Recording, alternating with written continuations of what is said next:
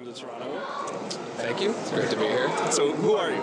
My name is Ed Boon, and I am the creative director for NetherRealm Studios. We just finished a game called Injustice: Gods Among Us. And you're most known for?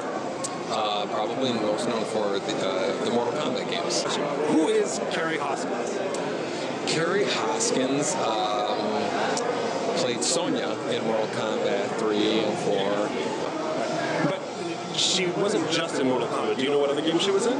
What other games? I think she was in Revolution X. I'm sure she's been in a number of Midway games. And one of those Midway games is NBA Jam.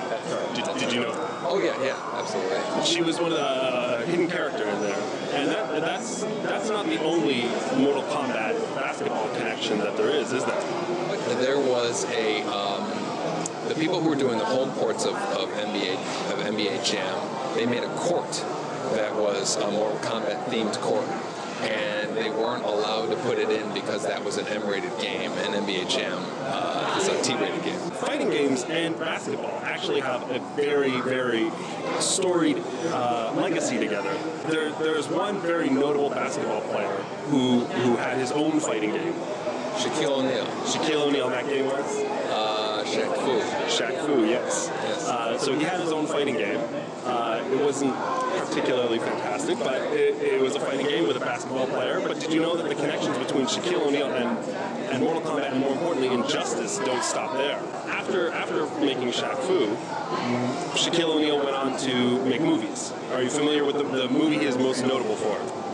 Not that Kazam movie or something. Kazam, indeed, yes. In which he plays the genie name. I don't know. I didn't see the movie. It's Kazam. Okay. And if you take the first two letters of Shaquille O'Neal's name and you mix it with Kazam, what do you get? Shazam. Shazam, which is a playable character in Injustice. Yeah. But then he's got one other DC connection as well. After he made Kazam, do you know another movie that he was in? No, I don't. It was Steel. In which he played Steel from the DC Comics, who replaced who after he died? I have no idea. Superman. Okay. He plays Superman. So here we have Shaquille O'Neal with a connection to both Shazam and Superman. Is there any possibility we could see Shaquille O'Neal in Injustice? 0%. 0% chance. 0.0%. But it did bring up an interesting question when I was looking through all this stuff. I mean, you guys had access to a lot of DC canon in terms of picking your heroes and stuff like that. You have some very interesting alternates, like the Red Sun. Oh yeah. Available. Yeah. When you were going through those characters, what made you decide who was going to be good for the game, who was not going to be good for the game?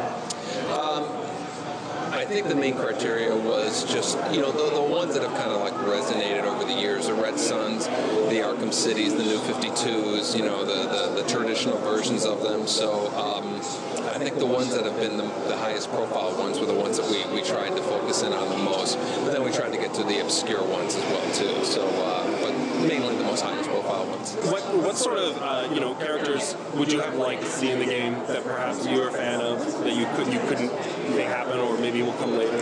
Certain characters like Dr. Fate and Martian Manhunter, it would have been great if we could have had them in the main roster. Obviously, we still have opportunities with the downloadable characters, but when you have a universe with that many characters in, and you can only pick 25, inevitably you're going to have some characters that don't make the list, and it's kind of a shame because there's so many good ones. But those two are probably the ones that inevitably people get kind of like Shaquille O'Neal didn't make it. Exactly. You guys have a long history with the fighting genre, and I'm curious what you think the direction of the fighting genre in general, with the resurgence in the past couple of years. Where is it heading? Where do you think is coming next? Well, I think that the fighting games at one period around the 90s, late 90s, they got just too complicated, and I think they became too much work to basically learn how to play them before you can really have fun.